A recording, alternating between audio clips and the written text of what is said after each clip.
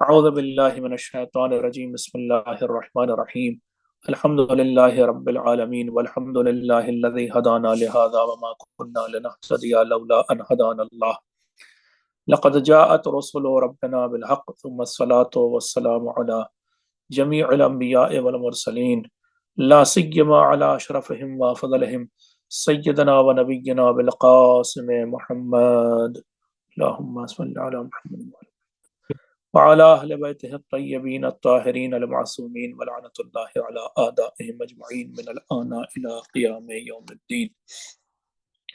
ہماری بات ہو رہی تھی زکوٰۃ، صدقہ، انفاق، قرض حسنہ، وقف اور اسی طرح کے جو دیگر چیزیں جیسے انفال اور فے کے بارے میں۔ دو تین چیزیں ہم نے اب تک کور کی ہیں، ایک زکوٰۃ اور صدقے کو اور ایک انفاق کو۔ پچھلے لیکچر سے کنیکٹ کرنے کے لیے تھوڑا یاد دلانا چاہتے ہیں کہ ہم نے بتایا کہ دنیا میں تین طرح کے سسٹم ہیں، اکنامک سسٹمز۔ ایک کیپٹلزم ہے، ایک سوشلزم ہے اور ایک اسلام ہے۔ کیپٹلزم میں نے بتایا کہ انسان کو اجازت ہوتی ہے کہ وہ جتنی چاہے پراپرٹی رکھے، جتنا چاہے پیسہ بنائے، جتنا امیر ہوتا چلا جائے، اس کے اوپر کوئی اعتراض نہیں کر سکتا۔ ٹوٹل یعنی کل ملا کر کے ایبسلیوٹ اونرشپ آف پراپرٹی اسے ملتی ہے۔ اس کی پراپرٹی چاہے گھر ہو، کار ہو، بنگلہ ہو، فیکٹری ہو، زمینیں ہوں، سب اس کی ہوتی ہے، اور وہ جتنا چاہے پیسہ رکھے، اس پر کوئی اعتراض نہیں کر سکتا۔ سوشلزم، البتہ آپ کو بتا دیں سوشلزم کے بعد جو وہ مرحلہ آتا ہے وہ کمیونزم کا ہے۔ سوشلزم انٹرمیڈیٹ ایک مرحلہ ہے، اسٹیج ہے، اس کے بعد اصل مقصد کمیونزم ہے۔ سوشلزم میں یہ ہوتا ہے کہ انسان اپنی پراپرٹی کو تو رکھتا ہے مگر اس پراپرٹی کا پورے طور سے مالک نہیں ہوتا ہے، اور یعنی سب مل کر کے کنٹریبیوٹ کرتے ہیں اپنے کام کو حکومت کے لیے۔ جو بھی اس کی صلاحیت ہو، کوئی ڈاکٹر ہے، کوئی ٹیچر ہے، کوئی مثلاً انجینئر ہے، یا پھر کوئی مزدور ہے، چپراسی ہے، سب کام کرتے ہیں حکومت کے لیے، اور حکومت جو ہے پھر جو پیسہ ہے وہ حکومت کے خزانے میں جاتا ہے، پھر لوگ اپنی نیڈ کے حساب سے وہ پیسہ لیتے ہیں۔ البتہ اس سے آگے کا مرحلہ کمیونزم ہے۔ کمیونزم میں یہ ہے کہ سب لوگ اپنے لیے برابر پیسہ بھی لیں حکومت سے، اور حکومت سب چیز کی مالک ہوتی ہے۔ ان دونوں سسٹم میں، سوشلسٹ ہو یا پھر کمیونسٹ سسٹم ہو، انسان مالک نہیں بنتا ہے، پرائیویٹ پراپرٹی کوئی چیز نہیں ہوتی، ہر چیز کی مالک حکومت ہوتی ہے۔ گھر بار، گھر کے اندر کی چیز، گھر کے باہر کی چیز، فیکٹری، کارخانے، سڑک، سب چیز کی مالک حکومت ہوتی ہے۔ تیسرا سسٹم ان دونوں کے بیچ کا ہے۔ اسلام کہتا ہے کہ انڈیویجول اونرشپ بھی ہوتی ہے، یعنی انسان خود بھی مالک بنتا ہے، لیکن یہ نہیں ہو سکتا کہ وہ بے حد پیسہ بس جمع کرتا چلا جائے۔ ایک موقع یہ ہے کہ جہاں پر ایک ہر جگہ پر یعنی زکوٰۃ میں یا پھر خمس میں ایک خاص اماؤنٹ طے ہے کہ بس جیسے ہی اس سے اوپر جائے گا آپ کو ٹیکس دینا پڑے گا بشکل خمس اور بشکل زکوٰۃ۔ خمس جو ہے وہ سیونگ پر دیا جاتا ہے، یعنی بچت پر دیا جاتا ہے، اور زکوٰۃ تو اصل مال پر دینا پڑتا ہے۔ اس کی شرطیں ہیں کہ وہ مال جو ہے کتنے دن آپ کے پاس رہا ہو یا کتنی کوانٹٹی ہو، تب آپ کو وہ ٹیکس دینا ہے۔ تو اسلام بیچ کی بات کرتا ہے، انڈیویجول پراپرٹی کا انکار نہیں کرتا، انڈیویجول اونرشپ کا انکار نہیں کرتا ہے، لیکن ساتھ ہی ساتھ کہتا ہے کہ آپ کو پیسہ نکال کر کے ان غریبوں کو دینا ہے کہ جو ضرورت مند ہیں، محتاج ہیں۔ اور اس طرح سے اسلام چاہتا ہے کہ پیسہ صرف مالداروں کے پاس، رچ لوگوں کے پاس نہ رہ جائے۔ اسی کو قرآن مجید نے کہا کہ لا دولتن بین الاغنیاء منکم، تاکہ یہ پیسہ تم لوگوں میں سے صرف جو ہے وہ مالداروں کے بیچ میں نہ رہ جائے۔ اس لیے ہم نے یہ ٹیکس لگائے جن کا نام ہے خمس، زکوٰۃ، اور ابھی آگے بات آ رہی ہے، وہ ٹیکس نہیں ہے لیکن اپنے سے تم کو دینا ہے، انفاق ہے، صدقہ ہے، خیرات ہے، یہ خوشی سے دینا ہے۔ اور اس کے لیے اسلام نے بڑا انکریج کیا ہے لوگوں کو، बड़ी ही हिम्मत अफजाई की है, तशवीक दिलाई है, तरगीब दिलाई है। तो ये था अब तक का पिछला वाला दर्स, और इसी में हमने बताया था कि अल्लाह ने हमारे यहाँ से लोगों को थोड़ा पैसे वाला ज्यादा बनाया और कुछ को कम पैसे वाला बनाया, ताकि ये जो कम पैसे वाले लोग हैं ये ज्यादा पैसे वाले लोगों के लिए काम कर सकें।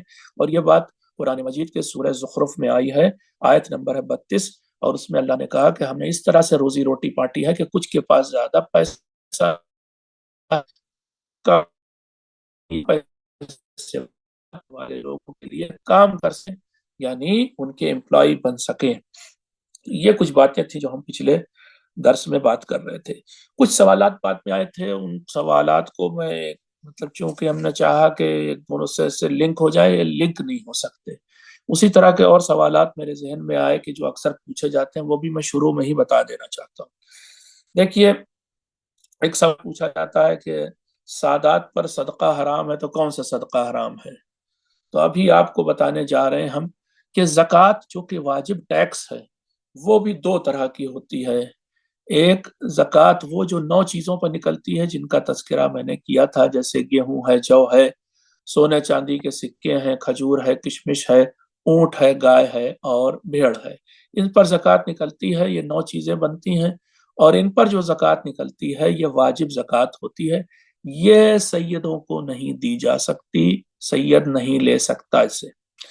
दूसरी ज़कात जो वाजिब है, जो सैयद नहीं ले सकता, उसका नाम है ज़कात फितरा, जो ईद के दिन निकाला जाता है। वो भी वो फितरा के जो गैर सैयद इंसान निकाले।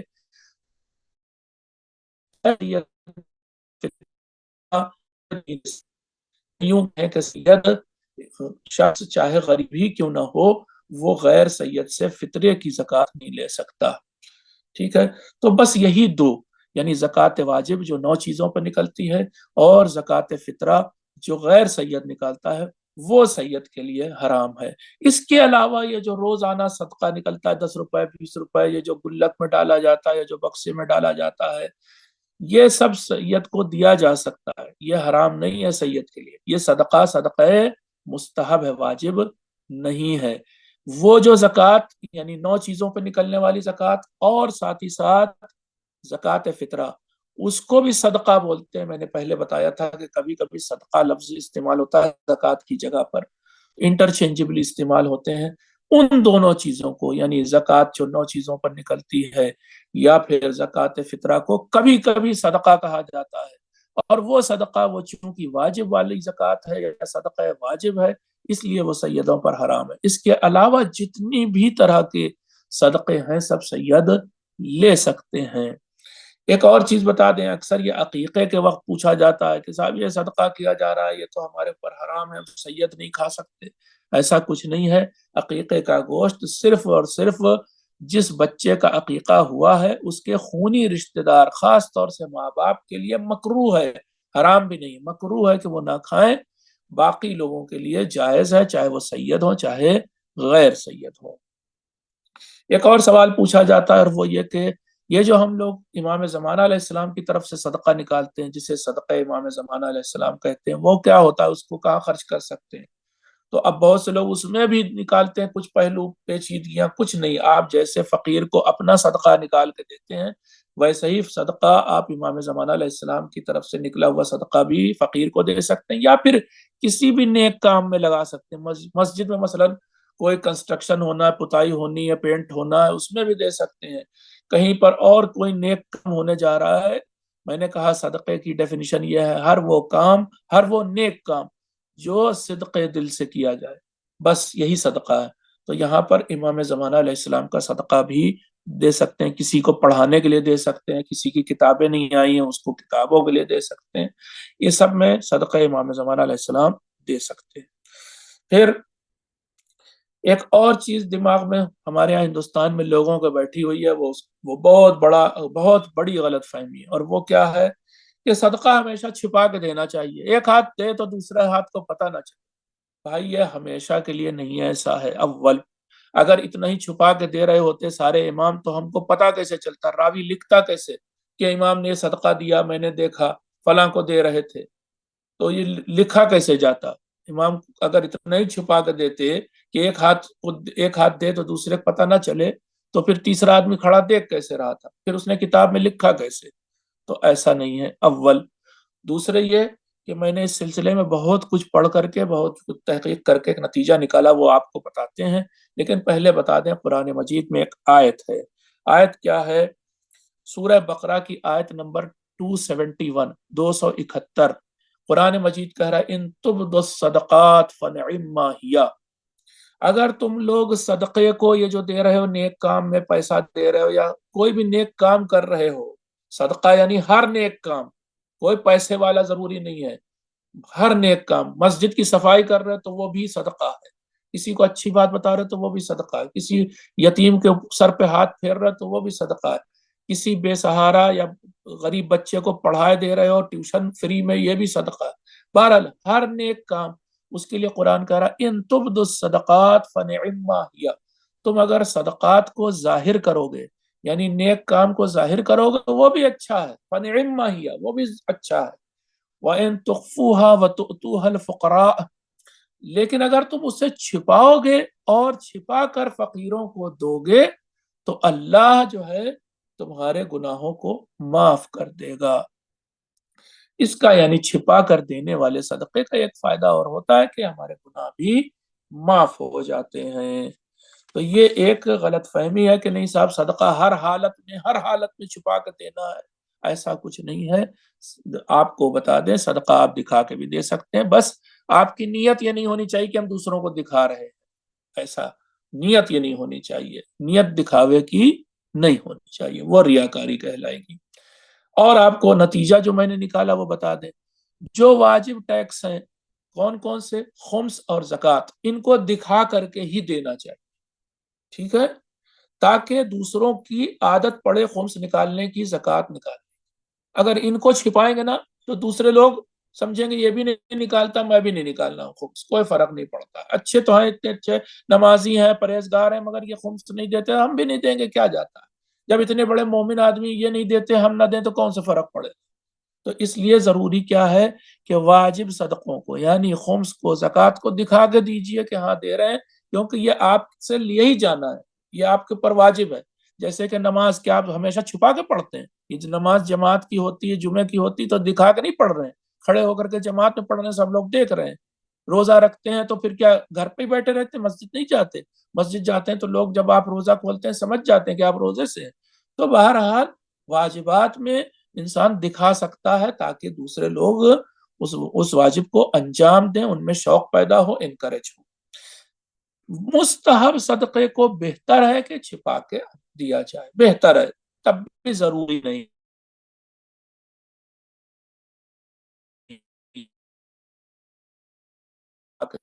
यानी दिखावे की, यानी रियाकारी की नहीं हो, ठीक है। ये एक जरूरी बात थी। एक पिछली बार शायद मैंने बाद में दर्ज के कहा था, लेकिन फिर से दोहराए दे रहे हैं। देखिए, कभी कभी बारिश नहीं होती हमारे यहाँ, कई कई महीना गुजर जाता है, सूखा पड़ रहा है, ये होता है वो होता है। हमारा मुल्क तो गरीब है, लेकिन और मुल्क जो है जहाँ बारिश नहीं होती है, वो लोग क्या करते हैं कि वो क्लाउड सीडिंग कही जाती है, यानी आर्टिफिशियल बारिश करा लेते हैं। जहाज उड़ाते हैं, एक केमिकल होता है, बादलों में डाल देते हैं, बादल जो है बरस जाते हैं, बारिश हो जाती। इसको कहते हैं आर्टिफिशियल रेन, यानी मसनूई बारिश। यानी वो बारिश की जो हमने करा ली, अल्लाह ने नहीं लिखी थी, इंसान ने केमिकल डाल के वो बारिश करा ली, तो इसको आर्टिफिशियल रेन कहते हैं। कुछ इसी तरह की बात है कि अब दो बातें हैं, दो मिला करके आप समझिएगा मैं क्या कहना चाह रहा हूँ। कुरान मजीद एक जगह पर सूरह जारियात की आयत नंबर 7 में कह रहा है, वफिर वफिस समाए रिज़्क़ुकुम, तुम्हारा रिस्क आसमान में है। तो हम सब का रिस्क आसमान में है। अब कभी कभी रिस्क रोजी नहीं उतर रही है, यानी हमारे हालात खराब हैं, तंग दस्ती का शिकार हैं, घर के जो माली हालात हैं वो ठीक नहीं है, हैं, बेरोजगार हो गए हैं, जॉब नहीं है, वगैरह वगैरह। अब बहुत हालात हालत पतली है, तो ये यानी रिस्क की बारिश नहीं हो रही, रिस्क आसमान से नहीं उतर रहा, रोजी रोटी आसमान से नहीं उतर रही, तो हम कैसे उतार सकते हैं? तो आर्टिफिशियल रेन जैसे कराई जाती है, मसनूई बारिश, उसी तरह से हम भी सदका देकर اس بارش کو کروا سکتے ہیں۔ روایت آئی ہے، امام جعفر صادق علیہ السلام فرما رہے استنزل الرزق بالصدقہ، تم رزق کو نازل کرواؤ، آسمان سے نیچے اتارو صدقے کے ذریعے، یعنی وہ جو چند پیسے نا تمہارے پاس، وہی دے کر کے، وہی صدقے کے طور پر دے کر کے وہ جو رکا ہوا ہے رزق، اس کو آسمان سے اتار لو۔ تو یہ بارش آرٹیفیشل رین، لیکن یہ رین ہے رزق اور روزی کی، یہ بارش ہم کروا سکتے ہیں۔ اب میں آپ کو ایک روایت اور سنا رہا ہوں، پھر تھوڑا دوسرے مطالب کی طرف چلتے ہیں، اور وہ یہ کہ دیکھیے خمس ہو، زکوٰۃ ہو، انفاق ہو، صدقہ ہو، خیرات ہو، یہ ہوتا تو ہر انسان کے لیے مشکل ہی ہے نکالنا، چاہے جتنا بڑا سخی ہو۔ میں اماموں کی بات نہیں کر رہا ہوں اور اصحاب جیسے جناب سلمان اور جیسے جناب بوذر کی بات نہیں کر رہا ہوں، میں عام انسانوں کی بات کر رہا ہوں کہ عام انسان کے لیے خمس نکالنا، اپنی بچت کا 5واں حصہ نکال کر کے اللہ کی راہ میں دینا ہوتا تو سخت ہے۔ ایسے ہی زکوٰۃ، کسان کے لیے زکوٰۃ نکالنا آسان تو نہیں ہوتا ہے۔ اسی طرح سے آپ سے کہہ رہے ہیں ہم صدقہ دو، یا اسلام کہہ رہا صدقہ دو، خیرات دو، انفاق کرو، ہوتا تو نہیں آسان ہے، لیکن جو بات بتانے جا رہے ہیں کہ جو روایت ہے وہ یہ کہ ہم اس کے لیے دعا کریں کہ اللہ ہمارے اندر اتنی طاقت دے، اور یہ جو مال سے ہماری محبت ہے، اس سے تھوڑا سا آپ کو مثال بھی دوں گا بھی، اس مال کی محبت کو تھوڑا کم کرے تاکہ ہم صدقہ، انفاق، خیرات، زکوٰۃ، خمس یہ سب دے سکیں۔ تو اللہ سے دعا کیا کیجئے کہ مال کی محبت زیادہ نہ آپ کے دل میں ڈالے۔ ایک دعا کی جاتی ہے، اکثر علماء قنوت میں کرتے ہیں کہ اللہم اخرجنی حب الدنیا من قلبی، یا الہی اخرج حب الدنیا من قلبی، اے میرے مالک دنیا کی محبت میرے دل سے نکال دے۔ اب اس سلسلے میں جو روایت میں آپ کو سنانے جا رہا ہوں، اس روایت سے پہلے ایک مثال دوں گا۔ آپ نے دیکھا ہوگا ایک کیڑا ہے جس کا نام ہے جونک، جونک چپک جاتی ہے، بالکل چوسنے لگتی ہے، انسان کی باڈی میں کہیں بھی چپک جائے، تالاب والا میں ہوتی ہے جونک، وہ پکڑ لیتی تو چھوڑتی نہیں ہے، خون چوسنے لگتی، جونک کی کہا بھی جاتا ہے، جونک کی طرح فلاں چیز چپک گئی۔ تو وہ جو جونک ہے نا، وہ ہمارا نفس کبھی کبھی ہوتا ہے، اور وہ جونک جو ہے نفس مال سے چپک جاتا ہے، بالکل پکڑ لیتا ہے مال کو، چھوڑتا نہیں ہے۔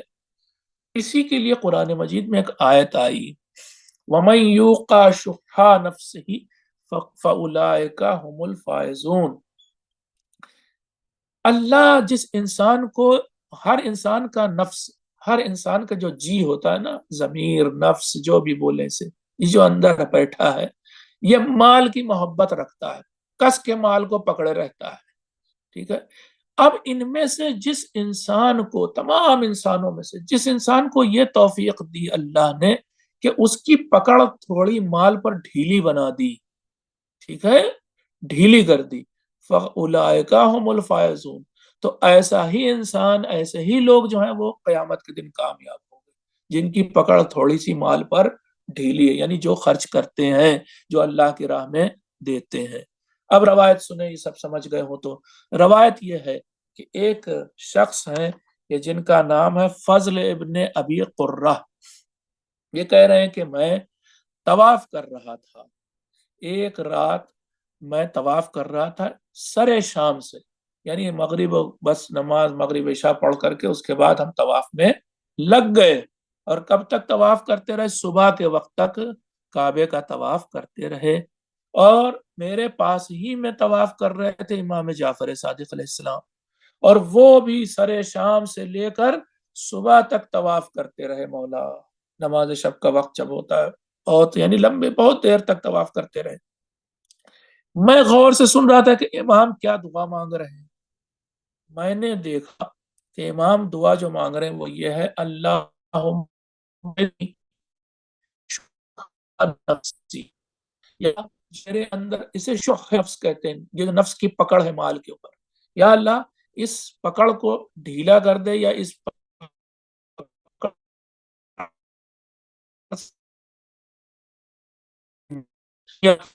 ہوتی نا، ان پر جو میری پکڑ ہے وہ ذرا ڈھیلی کر دے۔ تو یہ رات بھر امام یہ دعا مانگتے رہے، صبح کے وقت اس نے وہ فضل ابن ابی قرہ نے امام سے پوچھا، امام سے کہا کہ میں دیکھ رہا تھا کہ رات بس ایک ہی دعا آپ نے مانگی، ایک ہی دعا کہ میری پکڑ مال پر ذرا ڈھیلی کر دے، یعنی میں بانٹنے لگوں، یعنی میں صدقہ دوں، خیرات دوں، انفاق کروں، زکات دوں، خمس دوں، یہ ساری چیزیں۔ تو آپ نے یہی دعا بس ایک مانگی اور کوئی دعا ہی نہیں مانگی؟ تو امام نے کہا اس سے بڑھ کر کون سی دعا ہو سکتی ہے، کیونکہ قرآن کہہ رہا ہے کہ جس شخص کو یہ چیز نصیب ہو گئی، یعنی اس کی پکڑ ڈھیلی ہو گئی مال پر، یعنی وہ بانٹنے لگا، یعنی وہ سخی بن گیا، تو وہی کامیاب ہو گیا۔ تو یہ بہت بڑی بات ہے کہ انسان کو کے اندر کنجوسی نہ پائی جائے، وہ جو مکھی چوس ہوتے ہیں نا لوگ، بالکل خسیس ہے نا، وہ چیز نہ پائی جائے۔ یہ بہت بڑی بات ہے، اس کے لیے دعا کرنی چاہیے کہ یا اللہ مجھے توفیق دے کہ میں صدقہ خیرات کر سکوں، لوگوں کی مدد کر سکوں، محتاجوں کی مدد کر سکوں، یتیموں کی، ضرورت مندوں کی مدد کر سکوں، اور نہ صرف مدد، اپنے فیملی والوں پر خرچ کر سکوں، اپنے ماں باپ پر، اپنے بیوی بچوں پر، اپنے بھائی بہنوں پر، اپنے رشتہ داروں پر خرچ کر سکوں۔ یہ بھی انفاق کا جز ہے۔ انفاق کا مطلب صدقہ نہیں ہوتا ہے، انفاق خود بہت بڑا دائرہ ہے، بہت براڈر کنسپٹ ہے، بہت وائڈر کنسپٹ ہے۔ اس میں انفاق کا مطلب کل ملا کر خرچ کرنا۔ اب خرچ کرنا اپنے اوپر بھی ہو سکتا ہے، اپنے رشتہ داروں پر بھی ہو سکتا ہے، اور فقیروں اور محتاجوں پر بھی ہو سکتا ہے۔ تو سب اس میں خرچ کرنے کے معنی میں آتا ہے۔ میں آپ کو یہی بتانے جا رہا ہوں۔ اگلی چیز جو ہے، تو یہ کچھ ذہن میں آنے والی باتیں تھیں جو سیدھا سیدھا تھیں، مگر میں نے ان کو ایک ایک کر کے آپ کی خدمت میں پیش کیا۔ اب جو بتانے جا رہے ہیں وہ انفاق کے بارے میں تھوڑی سی اور بات کہنے جا رہے ہیں، اور وہ سورہ بقرہ کی آیت نمبر 219 ہے۔ اس میں آیا کہ پیغمبر کے سے لوگ پوچھتے ہیں، کیا پوچھتے ہیں؟ یسألونک ماذا ينفقون قل العفو۔ اللہ تعالیٰ کہہ رہا ہے اپنے نبی سے، آخری نبی سے صلی اللہ علیہ وآلہ وسلم، کہ اے نبی، اے میرے حبیب، لوگ آپ سے پوچھتے ہیں کہ ہم کیا چیز خرچ کریں، کیا بانٹیں۔ مطلب آپ نے انفاق کہہ دیا، انفاق کا مطلب کیا، ہم کیا دیں؟ قول العفو، آپ اے پیغمبر جواب دیے جو تمہارے پاس بچ رہا ہو وہی بانٹ دو، ٹھیک ہے؟ یعنی یہ خمس سے بھی آگے کی بات ہو گئی۔ خمس تو بچت کا 5واں حصہ، یہاں پر بات ہو رہی جو زیادہ ہو، اسپیئر ہو، جو بڑھا ہوا ہو، ہر چیز میں، روپیہ پیسہ، کپڑا لتا، مال، سب کچھ جو کچھ آپ سوچ سکتے ہیں، ہے نا، اس میں وہ بانٹ دو، ٹھیک ہے؟ اس آیت کا ترجمہ اس طرح سے ہوتا ہے کہ جو ضرورت سے زیادہ ہو، جو اسپیئر ہو، جو سرپلس ہو، اسے بانٹ دو، یہی انفاق ہے، ٹھیک ہے؟ تو یہ آپ تفسیر میں بھی جا کر کے دیکھ سکتے ہیں، اور میں نے آپ کو تفسیر ہی گویا بتا دی۔ کل ملا کر کے جو چیز یعنی ہمارے پاس بڑھ رہی ہے، اس کو سوچیں کہ ہم کسی کو بہتر دے دیں۔ بعض چیزیں ہمارے گھر پر واقعا سڑ جاتی ہیں، خراب ہو جاتی ہیں، ان کی رونق، مان لیے کپڑا لتا بھی ہم اتنے دن رکھے، دیا نہیں، نہ خود پہنا نہ دیا، اس کی جو رونق ہے، رنگت ہے، جو نیاپن ہے، وہ ختم ہو گیا۔ اس طرح سے بہت چیزوں کے ساتھ ہوتا ہے۔ تو بہرحال وہ جو بڑھ رہا ہے اسے بانٹ دیا جائے، تو یہ کیا کہلاتا ہے؟ یہی انفاق کہلاتا ہے۔ اب ابھی ایک آیت اور قرآن کی پڑھیں گے۔ تو انفاق کل ملا کر کے خرچ کرنا ہوتا ہے۔ یہ خرچ کرنا بھی کبھی اللہ کی راہ میں ہوتا ہے، اور کبھی ہر طرح سے اپنے اوپر بھی خرچ کر رہے ہیں آپ، اپنے لیے مان لیے کوئی چیز آپ نے خریدی، کپڑا ہی خرید لیا، تو یہ بھی انفاق ہے۔ رکا نہ رہے کل ملا کر کے پیسہ، یہ میں نے پچھلے درس میں بھی آپ کو بتایا تھا۔ اسلام چاہتا ہے کہ ایکومولیشن آف ویلتھ، یعنی رکود نہ ہو، رکا نہ رہے پیسہ، گھومتا رہے، چرخہ چلتا رہے۔ دوسری چیز یہ کہ انفاق کا ایک معنی تو یہ ہوتا ہے کہ کل خرچ کرنا، ہر طرح کا اپنے اوپر، چیز کے اوپر، یہ بھی خرچ۔ اور دوسرا معنی کیا؟ جو سرپلس ہے، جو زیادہ ہے، جو ضرورت سے بڑھ رہا ہے، جو اسپیئر ہے، اسے خرچ کرنا۔ اب ایک آیت اور پڑھنے جا رہا ہوں، سورہ بقرہ کی آیت نمبر 215۔ یسألونک ماذا ينفقون قل ما انفقتم من خیر فللوالدین والاقربین والیتامى والمساکین وابن السبیل وما تفعلوا من خیر فإن اللہ به علیم۔ اللہ تعالیٰ فرما رہا ہے اے نبی، یہ لوگ آپ سے پوچھتے ہیں کہ ہم کیا بانٹیں، کیا انفاق کریں، کیا دیں، کیا خرچ کریں۔ کہہ دیے تم جو بھی خرچ کرو وہ نیک چیز اچھی چیز جو خرچ کرو وہ سب سے پہلے اپنے والدین کے اوپر، اپنے ماں باپ کے اوپر، والاقربین اور پھر اپنے قرابت داروں فیملی ممبرس کے اوپر، والیتاما اور یتیموں کے اوپر خرچ کرو، والمساکین اور مسکینوں کے اوپر خرچ کرو۔ اب یہاں پر ایک چیز اور میں آپ کو بتا دوں، مسکین اور یتیم میں کیا فرق، مسکین اور فقیر میں کیا فرق ہوتا ہے؟ ٹھیک ہے، مسکین اور فقیر کا فرق زیادہ تر لوگ نہیں جانتے۔ فقیر کون ہوتا ہے؟ فقیر وہ ہوتا ہے کہ جو بیچارہ کام دھندا بھی کرتا ہے، محنت مزدوری بھی کرتا ہے، لیکن جتنا اس کا خرچ ہے اتنا نہیں کما پاتا۔ مان لیا روزانہ کا اس کا خرچ 500 روپے ہے، لیکن یہ مزدوری کر کے کماتا تو 400 کما پاتا ہے، 100 روپے گھٹتے ہیں اس کے۔ یہ شخص فقیر ہے اسلام کی نگاہ میں، قرآن کی ٹرم میں فقیر ہے، ٹھیک ہے۔ لیکن مسکین وہ ہوتا ہے جو بیچارہ 400 کی بھی نوکری نہیں پا رہا، کہیں کوئی کام ہی نہیں ہے اس کے پاس، ٹھیک، اس کو 500 روپے کی ضرورت ہے اور وہ 500 روپے کل کے کل اس کے پاس نہیں۔ مسکین کی حالت فقیر سے بھی زیادہ پتلی ہوتی ہے، تو یہ مسکین ہے۔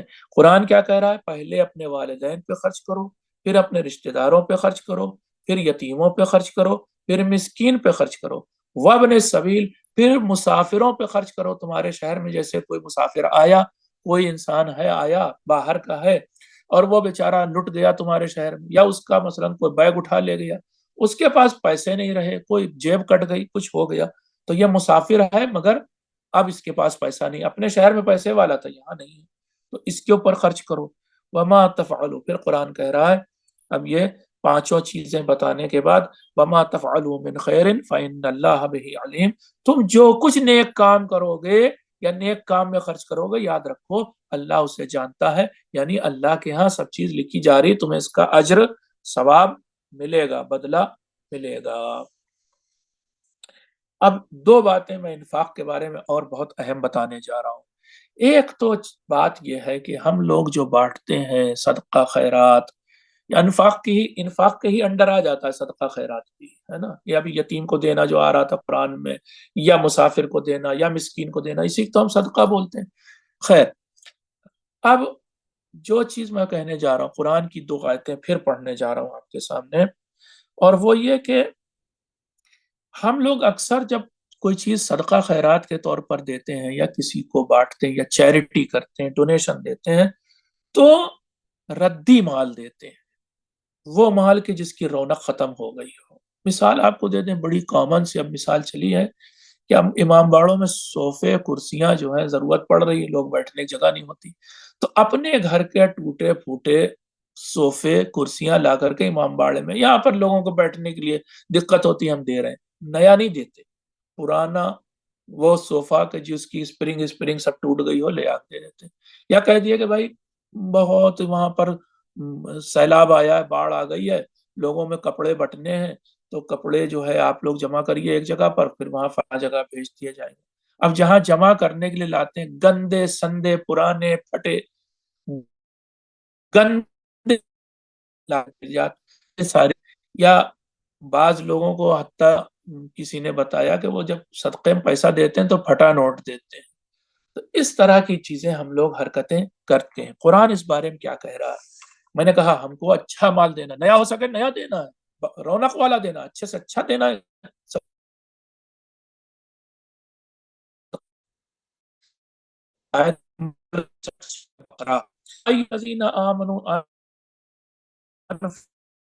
اے ایمان والوں، اے مومنوں، جو اچھی چیزیں تم نے کمائی ہیں ان میں سے بانٹو، وَمِمَّا أَخْرَجْنَا لَكُم مِّنَ الْأَرْضِ، اور وہ ان چیزوں میں سے بانٹو جن کو ہم نے تمہارے لیے زمین میں سے اگایا ہے، مثلا سیب اگا ہے، مثلا کہہ رہا ہوں کہ کوئی اور پھل اگا ہے، یہ جو ہم نے اگائے ہیں انگور اور سیب اور کیلے، ان میں سے بانٹو، گیہوں اگایا اس میں سے بانٹو۔ اب اگلی بات جو کہہ رہا ہے وَلَا تَيَمَّمُوا الْخَبِيثَ مِنْهُ تُنْفِقُونَ وَلَسْتُمْ بِآخِذِيهِ إِلَّا أَن تُغْمِضُوا فِيهِ، خبردار تم، بہت بہت زور لگا کر کے وہ قرآن کہہ رہا ہے، خبردار تم نیت بھی نہیں کرنا، ارادہ بھی نہیں کرنا پست اور گرے اور سڑے اور گلے مال کو بانٹنے کا، इरादा भी नहीं करना। जो कि तुम करते हो ऐसा काम, हरकत करते हो ये कि तुम गिरा पड़ा, घिसा पिटा सड़ा गला माल बांटते हो। तो क्या कह रहा है, अगर यही माल तुमको दिया जाए, वलस तुम बेआखिजी है, तुम खुद नहीं लोगे, तुमको अगर कोई ये ऐसा लिहाफ दे जो गंदा संदा फटा सटा है, तो तुम खुद भी ये लिहाफ नहीं लोगे, तुम खुद भी ये कंबल नहीं लोगे। इल्ला अन तुग़मिज़ू फ़ीह, हाँ, आंख खुली हो तो नहीं लोगे कभी भी, गंदा लिहाफ देख करके, गंदा कपड़ा देख करके तो तुम नहीं लोगे, अगर तुम्हें कोई ला के दे है? तो हाँ, एक सूरत में ले सकते हो, आंख बंद कर लो तो तुम्हें कुछ दिखाई ना दे तो तुम ले सकते हो, वरना तुम नहीं लोगे। वअलमू अन्नल्लाह गनिय्युन हमीद, तुम क्या सोच रहे हो कि तुम बांट रहे हो तो क्या बड़ा एहसान कर रहे हो? जान लो कि अल्लाह के पास अल्लाह के पास बहुत कुछ है और बड़े खजाने हैं। एक मिनट में बंद कर रहा हूँ, सायरन बज गया है।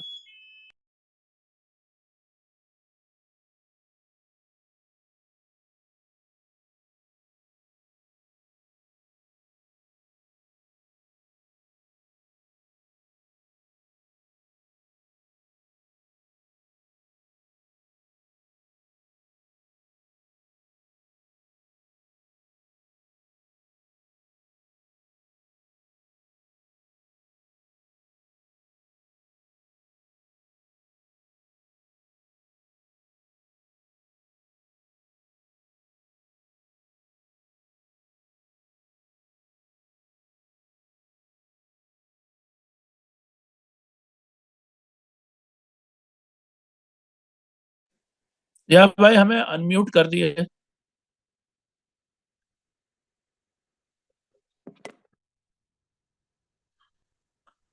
आवाज आ रही? जी आ रही है। अच्छा, तो ये कुल मिलाकर के हमसे कुरान कह रहा, अच्छा माल बांटो, गिरा पड़ा कट फटा सटा ना बांटो। अब एक रवायत आपको सुना रहा हूँ, बड़ी जबरदस्त रवायत है। इमाम हसन अलैहिस्सलाम से है कि इमाम हसन अलैहिस्सलाम सदक़े के तौर पर शक्कर देते थे। किसी ने पूछा कि मौला, अनाज तो ठीक है, जौ है, गंदुम है, यानी गेहूं है, ये तो समझ में आ रहा है कि लोग देते हैं, आप सदक़े के तौर पर शक्कर देते हैं, ये क्या? तो इमाम ने फरमाया, नअम इन्नहु लैसा शैउन अहब्बु इलैया मिन्हु, सबसे ज्यादा शक्कर पसंद है। और कुरान की आयत क्या आई है, लन तनालुल बिर्रा हत्ता तुनफिकू मिम्मा तुहिब्बून, और आयत ये आई है कि तुम लोग नेकी तक नहीं पहुंच सकते जब तक कि तुम वो चीज ना बांटो जो तुम्हें सबसे ज्यादा पसंद है। तो मैं शक्कर बांटता हूँ, शक्कर सदक़े के तौर पर देता हूँ, क्योंकि मुझे शक्कर सबसे ज्यादा पसंद है। लैसा शैउन अहब्बु इलैया मिन्हु फअना उहिब्बु अन अतसद्दक़ बिअहब्बिल अशिया इलैया, कोई चीज मुझे शक्कर से ज्यादा पसंद नहीं, इसलिए मैं चाहता हूं कि मैं शक्कर को बतौर सदका दूं। क्योंकि कुरान की आयत है, चौथे पारे की पहली आयत, लन तनालुल बिर्रा हत्ता तुनफिकू मिम्मा तुहिब्बून, तुम लोग हरगिज हरगिज नेकी तक नहीं पहुंच सकते जब तक कि तुम उस चीज को ना बांटो कि जो तुम सबसे ज्यादा पसंद करते हो। तो कुल मिलाकर के कुरान कहना चाह रहा है कि रद्दी माल मत बांटो, बल्कि वो माल बांटो कि जो अच्छा और बेहतरीन है। तो ये बातें इन्फाक से रिलेटेड थी, कुछ चंद बातें और कहता हूँ और अपने इस लेक्चर को खत्म करता हूँ। और वो ये कि इन्फाक के बारे में, ये देखिए ज़कात और खुम्स से अलग हट करके है। इन्फाक यानी मुतलक खर्च करना, अपने ऊपर खर्च करना, रिश्तेदारों पर, वालिदैन दोस्तों पर खर्च करना, फिर फ़कीरों और मस्किनों और गरीबों और मोहताजों और यतीमों पर खर्च करना, सब इसी में आता है, ठीक है। अब इन्फाक के बारे में दो नजरिए पाए जाते हैं। एक नजरिया यह है, एक यानी ख्याल समझे लोगों का ये होता है कि अगर हमने खर्च किया तो हम गरीब हो जाएंगे, हमारा पैसा चला जाएगा, हम नुकसान में रहेंगे, मेरा माल कम हो जाएगा। दूसरा नजरिया किसका होता है? वो मुत्तकीन का नजरिया है, वो बड़े अल्लाह वाले लोग जो हैं, जो अल्लाह पे भरोसा करते हैं, उनका होता है। वो उल्टा सोचते हैं कि वो सोचते हैं कि अभी गनीमत दे दो निकाल करके, बाद में ये पैसा وبال جان بن جائے گا۔ تو آپ کو معلوم ہے کہ یہ جو ہمارے امام یا معصومین جو اتنی جلدی صدقہ دیتے تھے، یہ کیوں جلدی دے دیتے تھے؟ وجہ یہی ہے کہ ان کو معلوم تھا کہ یہ مال روز قیامت جو آج ہم دے رہے ہیں، اس کا کئی گنا ہم کو ملنے والا ہے، قیامت چھوڑیے یہیں پر اللہ دیتا ہے۔ یہ ہم لوگوں کو یقین نہیں اس بارے میں، اس بات کا۔ میں آپ کو ایک چھوٹی سی کہانی سنانے جا رہا ہوں، اور وہ یہ کہ ہمارے استاد تھے، ابھی حال میں ہی ان کا انتقال ہوا، قم میں تھے 7-8 سال پہلے، آیت اللہ مشکینی۔ آیت اللہ مشکینی کی جب اسٹوڈنٹ لائف تھی، یعنی جب وہ طالب علم تھے، تو اب لگ بھگ آج سے سمجھ لیے کوئی 80 برس پہلے کی بات شاید ہوگی، وہ اپنا بتاتے تھے واقعہ کہ اس زمانے میں جو دینی طالب علم تھے، چونکہ شاہ کی حکومت تھی ایران میں، اس لیے دینی طالب علموں کو پیسہ ویسا کہیں سے نہیں ملتا تھا، کوئی اسکالرشپ نہیں تھی، بیچاروں کا حال بڑا برا رہتا تھا۔ بس تھوڑا بہت آیت اللہ کے پاس اس زمانے میں جو زعیم حوزہ تھے آیت اللہ العظمیٰ، ان کے پاس جو بھی پیسہ آتا تھا اس خمس کا، اس میں سے تھوڑا بہت بڑھ جاتا تھا، تھوڑا ہی پیسہ آتا تھا وہ بڑھ جاتا تھا ان طالب علموں کو۔ تو بہرحال ان کے کھانے پینے کا کوئی انتظام ایسا نہیں رہتا تھا، بہت بری حالت رہتی تھی۔ ایک دن کہہ رہے تھے کہ 2-3 دن ہو گئے تھے ہم نے کچھ کھایا ہی نہیں تھا، بھوک کے ہمارے برا حال تھا۔ تو اب میں نے سوچا میں کیا کروں، کیسے، یعنی بھوک صحیح نہیں جا رہی تھی، تو میں نے سوچا حرم چلتے ہیں، اور قم کی بات ہے یہ، حرم چلتے ہیں۔ وہاں پر پہنچے ہیں تو کوئی شاید اکثر لوگ مسافر آتے تھے نا زیارت کرنے والے، یا کبھی مسافر دور سے زائر لوگ، تو وہ لوگ پڑھے لکھے نہیں ہوتے ہیں، ابھی بھی آتے ہیں ایران میں، وہ کہتے ہیں کسی بھی عالم دین سے ہماری طرف سے زیارت پڑھ دیجئے، اور زیارت پڑھتے ہیں تو کچھ پیسہ دے دیتے ہیں پڑھوائی کا۔ تو یہ گئے وہاں پر اسی نیت سے، وہاں مل بھی گیا ایک آدمی، وہاں پر انہوں نے اس کے لیے اس زیارت پڑھی، اس نے ان کو اس زمانے کا بہت چھوٹا پیسہ، اس زمانے کا ایک آتا تھا، اس کا نام تھا شاہی، وہ ریال سے بھی چھوٹا سکہ ہوتا تھا، تو 5 شاہی دے دی ان کو۔ انہوں نے سوچا چلو ٹھیک ہے، کچھ تو ملا، ایک روٹی مل جائے گی، خرید کے کھا لیں گے، پانی سے کھا لیں گے۔ 5 شاہی لے کے یہ چلے، باہر نکلے حرم سے، تو ایک عورت بیٹھی ہوئی مانگ رہی تھی، اور وہ کہہ رہی تھی کہ بھائی میں نے کئی دن سے کھانا نہیں کھایا ہے، بہت بھوکی ہوں، کچھ دے دو، کچھ دے دو۔ انہوں نے سوچا کہ یار ہم تو پھر بھی سہ جائیں گے بھوک، چلو اسی کو دے دیتے ہیں۔ انہوں نے وہ 5 شاہی اس کو مطلب 5 شاہی چھوٹا سکہ تھا، وہی پورا دے دیا۔ اب دے دیا، اس کے بعد چلے، تو اب کچھ نہیں، پھر سے بھوکے ویسے ہی۔ اتنے میں راستے میں کوئی دوست مل گیا، اس نے بتایا کہ یار تمہیں تو کوئی ڈھونڈ رہا ہے، تمہارے گاؤں سے کوئی قافلہ آیا ہے۔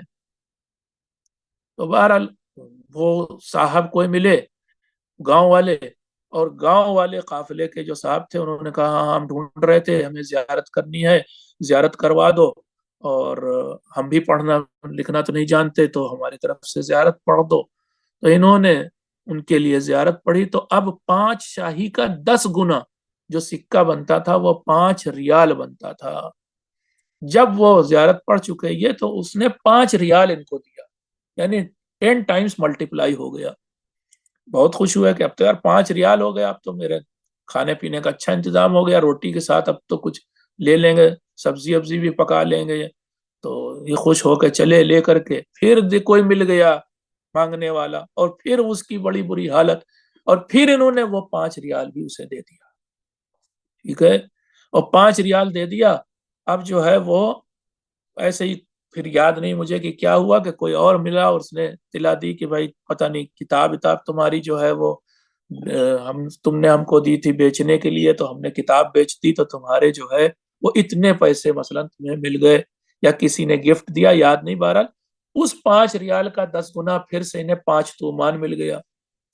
5 تومان ملا تو اب تو یہ خوش ہوا کہ اب تو کئی دن کا انتظام ہو گیا میرا، اب کھائیں پیئیں گے، آرام سے رہیں گے۔ دیکھو اللہ نے اس کو بھی 10 ٹائمز ملٹیپلائی کر دیا۔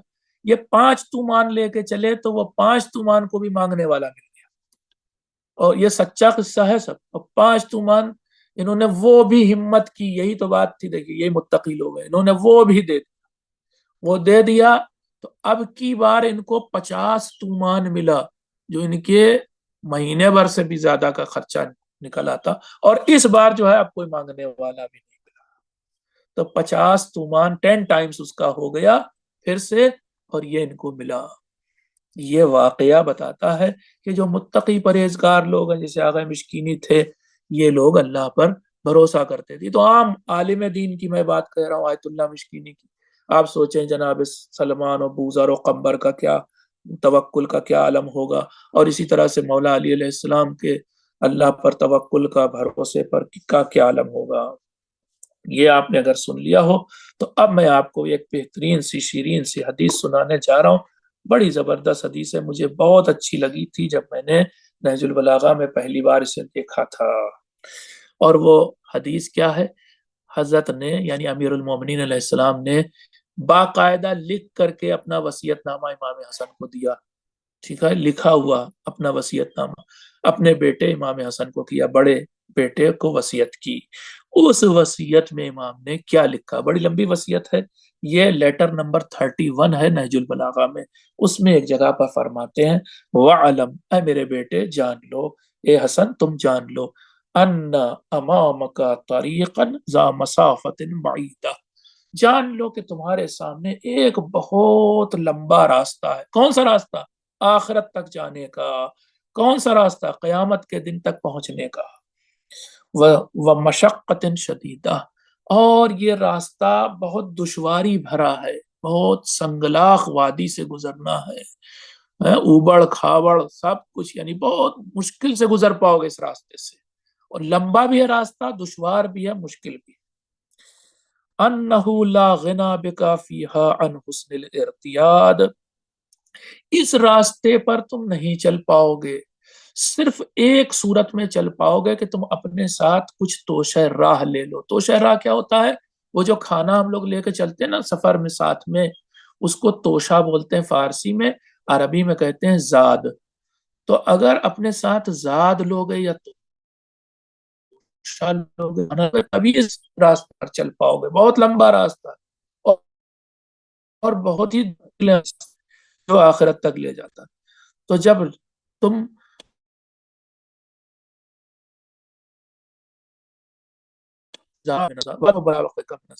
تم تبھی پہنچ پاؤ گے جب اقتدار میں زیادہ لوگے۔ بھائی کبھی کبھی راستہ ہوتا ہے 6 گھنٹے کا ہمارا، تو ہم ایک بار کھانا کھائیں گے 6 گھنٹے میں زیادہ سے زیادہ، تو ایک بار کا ہم کھانا لیتے ہیں اپنے ساتھ۔ اور کبھی کبھی ہم جا رہے ہوتے ہیں ایسے راستے پر، ٹرین کا سفر ہے 24 گھنٹے کا، تو ہم 2 یا 3 کھانے اپنے ساتھ لے کے چلتے ہیں، کیونکہ 3 بار آئے گی باری کھانے کی، تو ہم 3 کھانے لے کے چلتے ہیں۔ امام فرما رہے ہیں کہ صرف زیادہ راہ نہیں لینا ہے، بلکہ اتنا زیادہ راہ لینا ہے کہ پورا راستہ طے کر پاؤ، راستہ بڑا لمبا ہے۔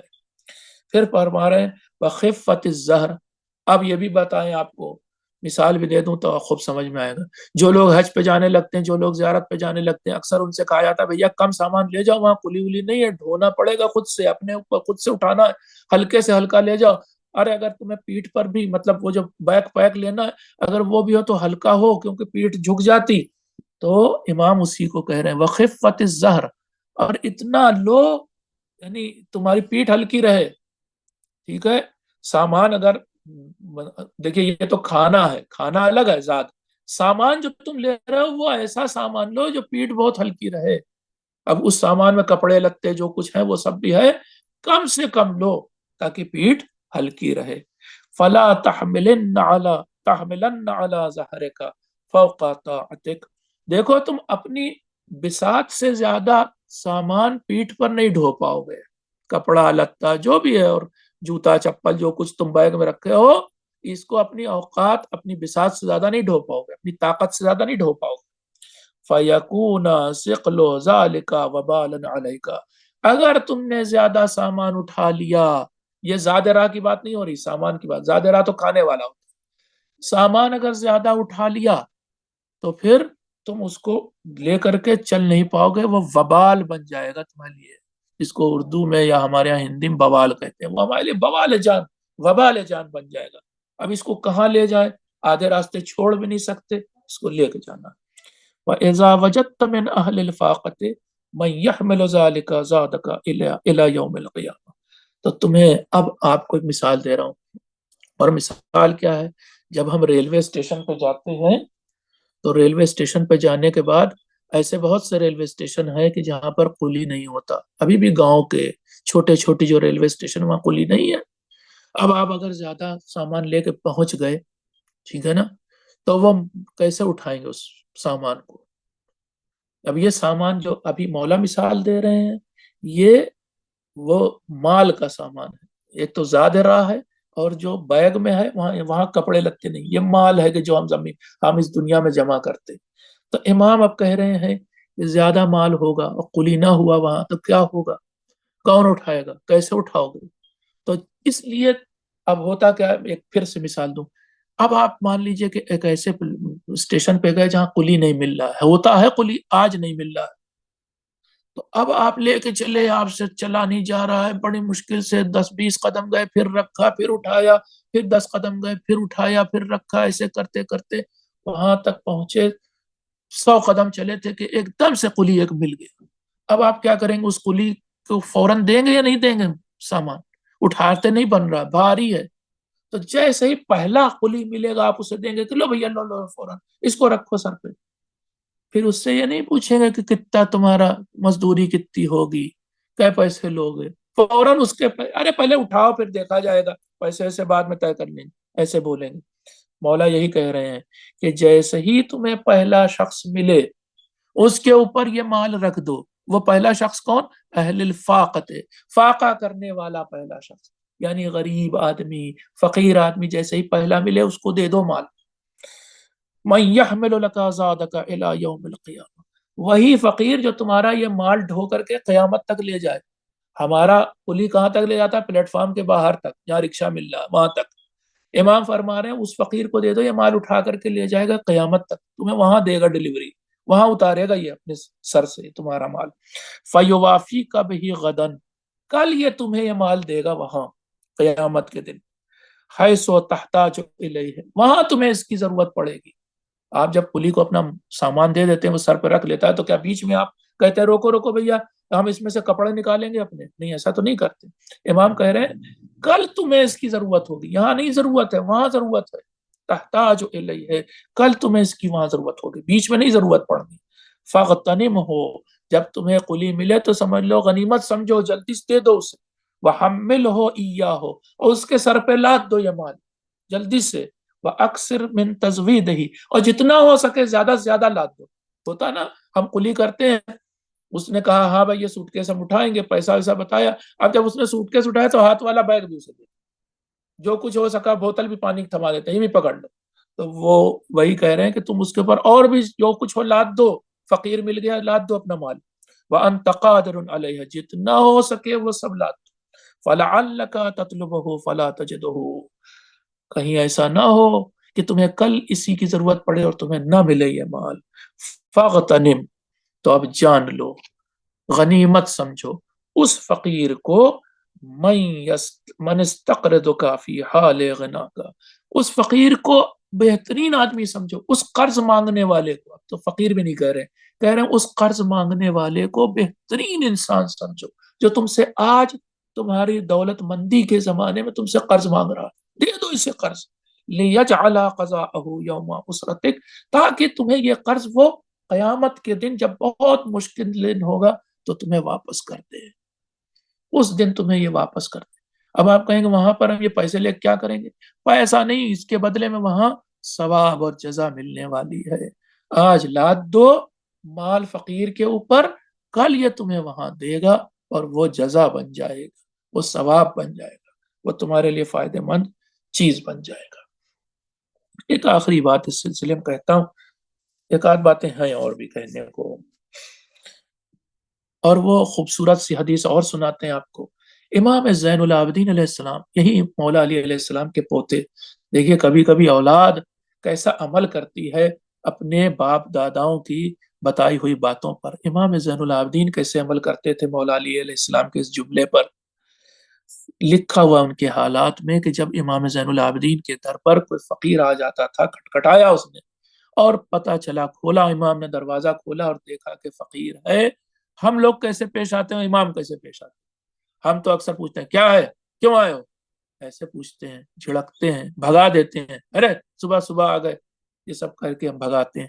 اور امام کیا کرتے ہیں سنیں، امام کہتے تھے مرحبن بمن یحمل ذاتی الی الاخرہ، ویلکم ویلکم، خوش آمدید خوش آمدید، آ جاؤ آ جاؤ، آ گیا وہ شخص کہ جو میرے بوجھ کو اٹھا کر ڈھو کر لے چلے گا آخرت تک۔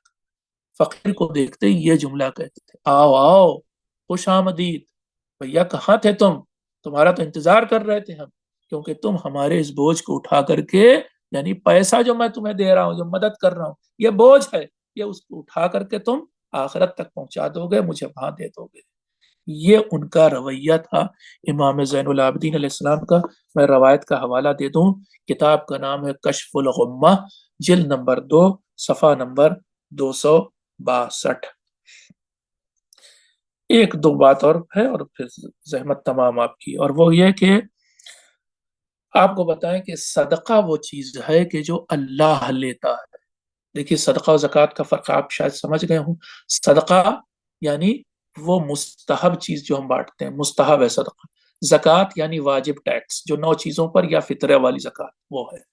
اب صدقے کے بارے میں قرآن کہہ رہا ہے صدقہ اللہ لیتا ہے۔ کیا کہہ رہا ہے؟ الم یعلموا، تم لوگ کیا لوگ یہ نہیں جانتے ان اللہ ہوا یقبل التوبۃ عن عبادہ ویأخذ الصدقات، کیا لوگ یہ بات نہیں جانتے کہ اللہ انسانوں کی توبہ کو قبول کرتا ہے، اور صدقہ وہ لوگ جو دیتے ہیں فقیر کے ہاتھ میں، وہ دراصل اللہ لے لیتا ہے اپنے ہاتھ میں، وہ اللہ کے پاس جاتا ہے سیدھے۔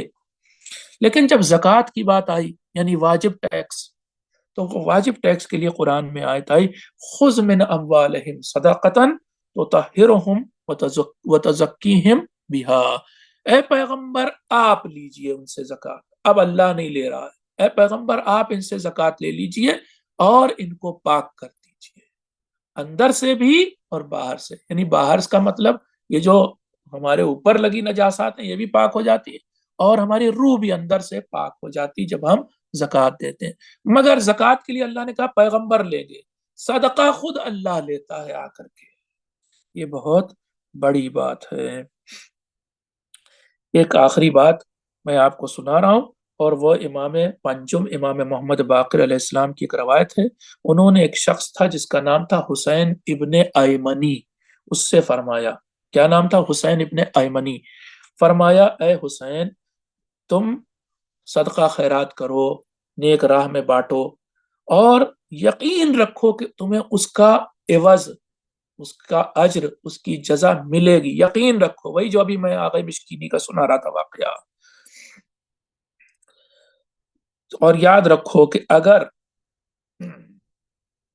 لوگ جو ہے چاہے مرد ہوں یا عورت، اگر بانٹنے میں کنجوسی نہیں کریں گے تو، اگر بانٹنے میں کنجوسی کرتے ہیں تو اس کی وجہ یہ ہوتی ہے، اس کا نتیجہ یہ ہوتا ہے کہ اللہ کا غضب ان کے اوپر ہوتا ہے۔ بہت بڑی بات کہی ہے، کافی کی روایت ہے، جلد نمبر 4 صفحہ نمبر 43 پر امام یہی فرما رہے ہیں کہ اگر لوگ، الٹی طرف سے بھی کہا امام نے ایسے کہ اگر لوگ بخل نہ کرتے تو اللہ کبھی ان کے اوپر غضبناک نہیں ہوتا، اگر لوگ کنجوسی نہیں کرتے تو اللہ کا غضب کبھی ان کے اوپر نہیں آتا۔ تو اللہ کا قہر، غضب، عذاب آتا ہی اس لیے ہے کہ لوگ کنجوسی کرتے ہیں۔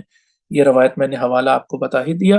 تو کل ملا کر کے یہ انفاق کے بارے میں ہمارا درس تھا۔ آپ کو کوئی سوال پوچھنا تو آپ پوچھ سکتے ہیں۔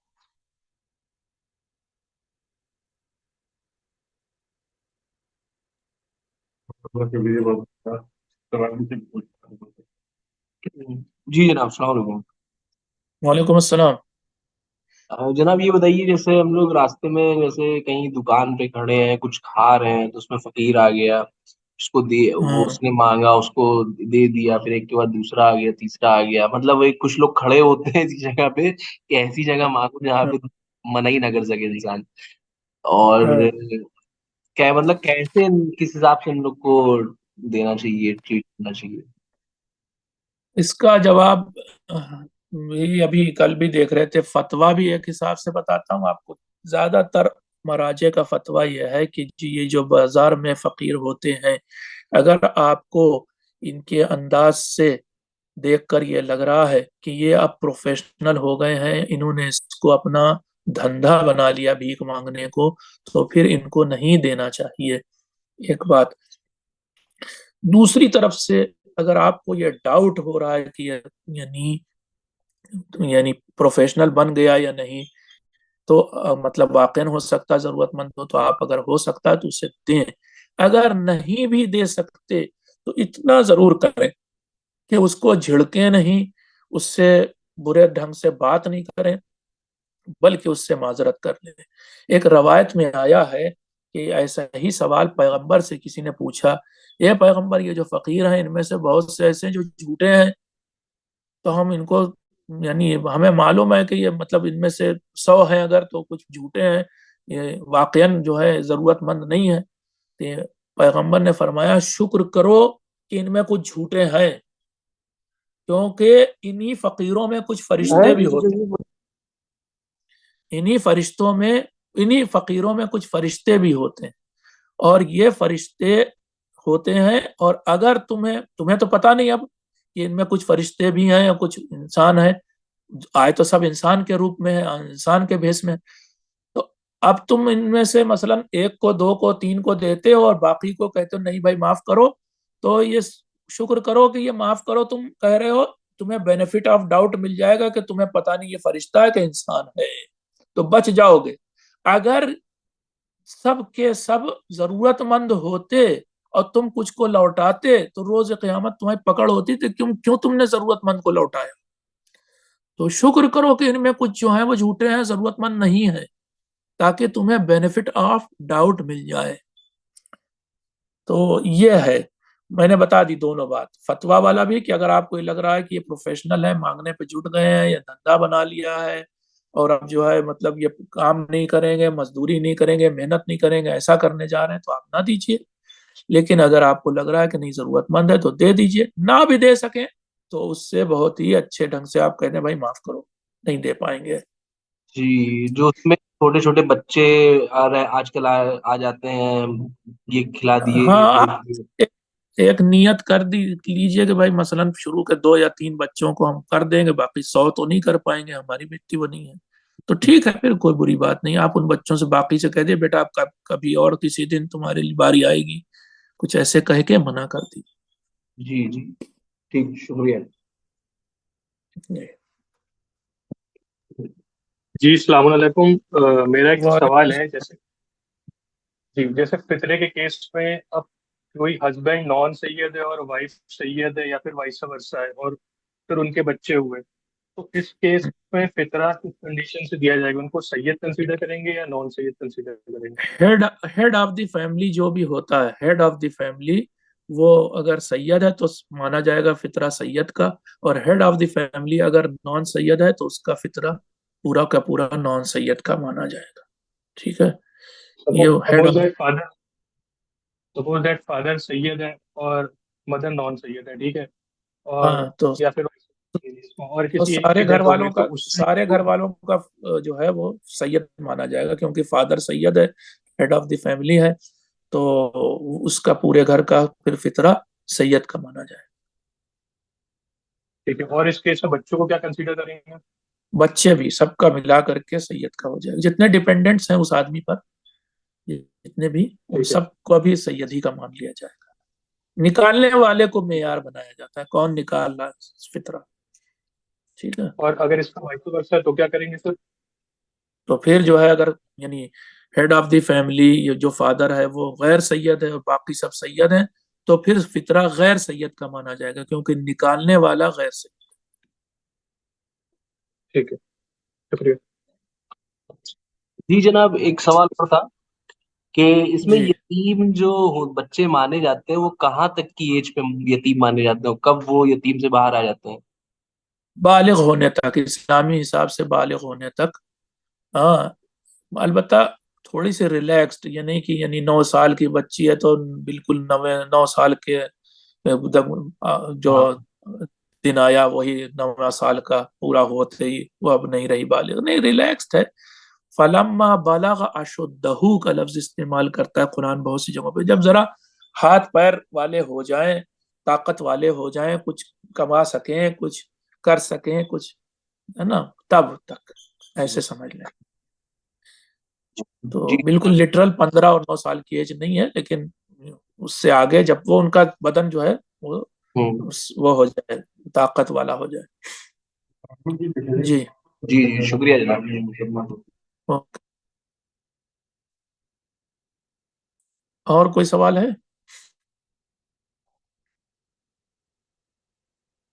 بہت بہت شکریہ. اگر کسی کو سوال نہیں ہے تو پھر چلیں دعا پڑھ